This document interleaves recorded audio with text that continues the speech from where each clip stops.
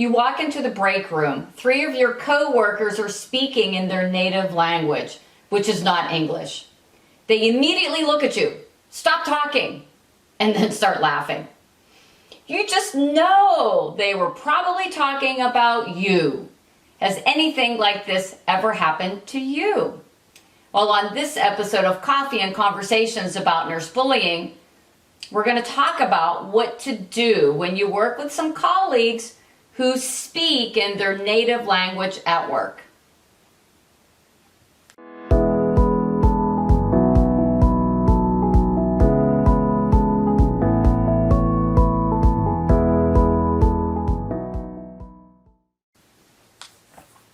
Hi, I'm Dr. Renee Thompson, CEO and founder of the Healthy Workforce Institute.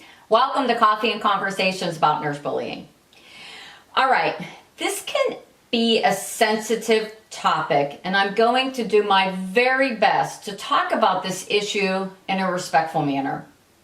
Working with people who weren't born and raised in the United States, who come here from a different country, can be a wonderful thing. Perhaps in a separate video, we'll talk about the importance of really creating a diverse workforce.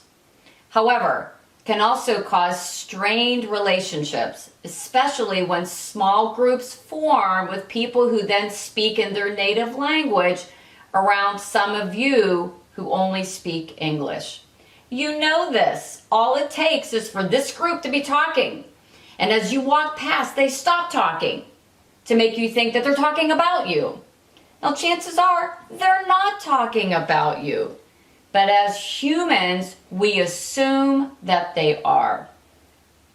So my oldest daughter, Katie, when she was in high school getting ready for her prom, her senior prom, she was looking to buy shoes, and she wanted to buy shoes that were closed-toed. And I said, Kate, you got to wear nicer shoes, not closed-toed. You got to wear nice, fancy, sandals.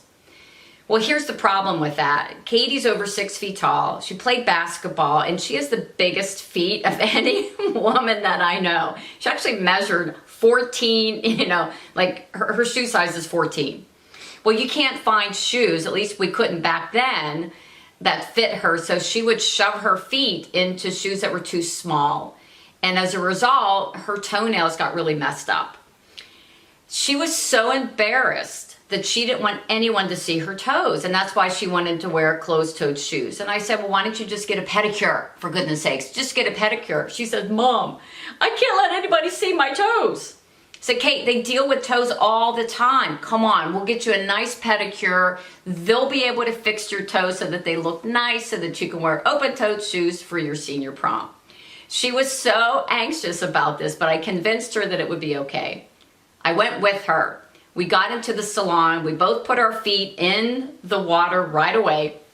There were 2 women who worked there, and they started speaking in their native language, which was not English.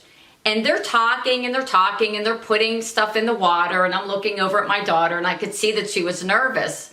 And all of a sudden, the person who was taking care of my feet took my feet out of the water, set them on the little stool, and they're still talking. And then Katie's person lifted up her feet, put them on the stool.